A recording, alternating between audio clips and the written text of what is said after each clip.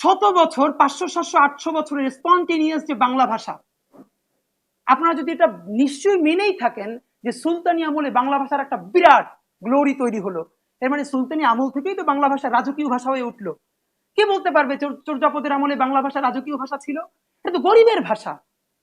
সে চর্যাপদে বলছে যে হাড়িতে ভাত নাই, প্রেমিকেরা এসে ভিড় জমায়। চর্যাপদ তো তখন রাজকীয় ভাষা হয়ে ওঠে নাই। বাংলাকে প্রথম রাজদরবারে নিয়ে গেছে সুলতানি আমল। সুলতানি আমলে প্রথম যদি সেটা রাজকীয় ভাষা হয়ে ওঠে, তাহলে সেই বাংলার তো গ্লোরি তৈরি হলো সুলতানি আমলে। কিন্তু তবে মানে তারপরে কেন এই বাংলাটাকে একটু জাস্ট খেয়াল করেন, আমাদেরকে যে বাংলার ক্লাসিফিকেশন শেখানো হয়, মধ্যযুগের বর্বরতা, তারপরে আধুনিক যুগ, ফোর্ট উইলিয়াম থেকে, আপনারা কি কেউ প্রশ্ন করেছেন একবারও যে এই আধুনিক যুগের যে বাংলা, তার মধ্যে সুলতানি আমলের বাংলা কই? এর মানে কি সুলতানি আমলে মানুষ বাংলা বলে নাই? যদি বাংলা বলেই থাকে, তাহলে সেই বাংলা ফোর্ট উইলিয়ামের পরে কোথায় গেল? রেনেসা খুব সূক্ষ্মভাবে যেটা করলো, আমি আপনাদের দায়িত্ব নিয়ে বলি, হাজারো বছরের যে ঐতিহ্যবাহী বাংলা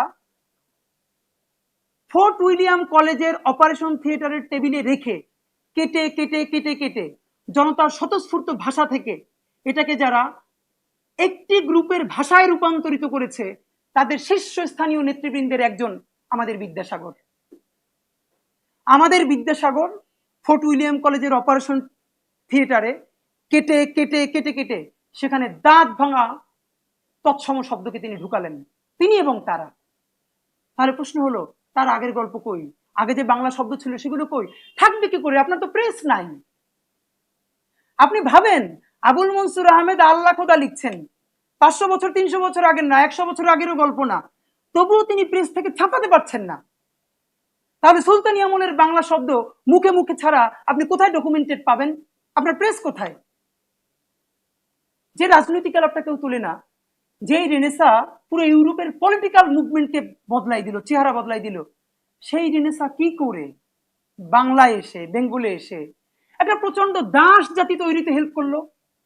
যেই রেনেসার কথা হওয়া ছিল উপনিবেশনের বিপক্ষে, এখানে যারা কলোনি সেটেল করলো ব্রিটিশরা, সেই ব্রিটিশরা এখানে রেনেসা আনলো, বললো মধুর মধুর কথা যে না, তোমাদের এখানে ভালো গল্প হবে, তোমাদের নতুন কিছু দরকার, ইংলিশ লিটারেচার থেকে অনুপ্রাণিত হয়ে, এটা ভেরি গুড।